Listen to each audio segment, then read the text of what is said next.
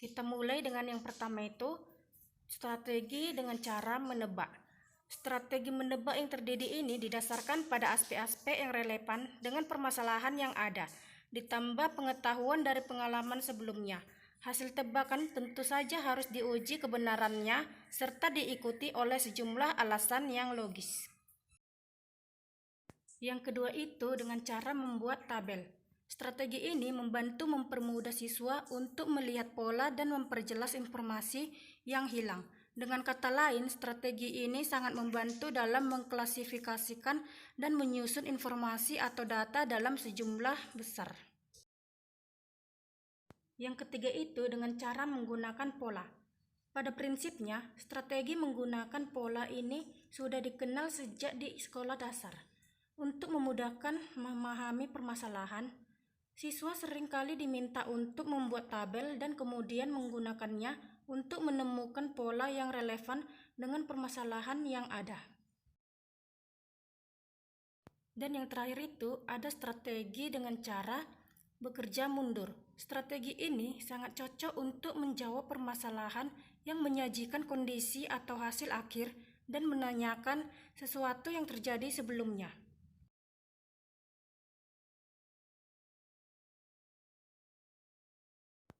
Sekarang kita masuk ke contoh soalnya. Yang pertama itu diberikan 4 bilangan berikut: 7.895, 13.127, 51.873, 7.356. Berapa persenkah rata-rata bilangan tersebut terhadap jumlah bilangannya? Kita akan jawab.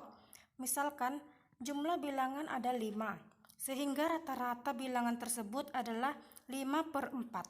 Untuk mencari persen, kita membagi 5 atau 4/5 sama dengan 1/4. Kemudian konversi 1/4 menjadi persen didapat 25%.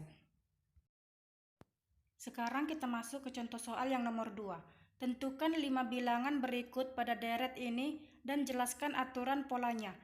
1, 1, 2, 3, 5, 8, 13, dan seterusnya. Jawab 21, 34, 55, 89, dan 144. Aturan pola: mulai bilangan ketiga, bilangan diperoleh dengan menjumlahkan 2 bilangan sebelumnya.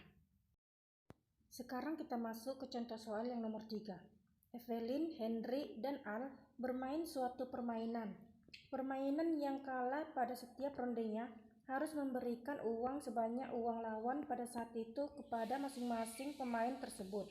Pada ronde pertama, Evelyn kalah dan memberi Henry dan Al uang sejumlah yang mereka punya. Pada ronde kedua, Henry kalah dan memberi Evelyn dan Al uang sebanyak yang mereka punya masing-masing. Al kalah pada ronde ketiga dan memberi Evelyn dan Henry uang sebanyak yang mereka punya. Mereka memutuskan untuk berhenti bermain pada saat itu dan menemukan bahwa uang mereka masing-masing adalah 24. Berapa banyak uang mereka masing-masing pada awal permainan? Teman-teman, di sini sudah tertera dalam bentuk tabel. Sekarang kita tinggal menghitung uang mereka masing-masing pada setiap rondenya. Pada akhir ronde ketiga, Evelyn mendapatkan uang sebanyak 24, Henry 24 juga, dan Al 24 juga. Selanjutnya, pada akhir ronde 2, Evelyn mendapatkan uang sebanyak 12, Henry juga 12, Al 48. Pada akhir ronde 1, Evelyn mendapatkan uang sebanyak 6, Henry 42, dan Al 24. Uang mereka masing-masing pada awal permainan yaitu Evelyn 39, Henry 21, dan Al 12. Sekarang kita masuk ke contoh soal yang nomor 4.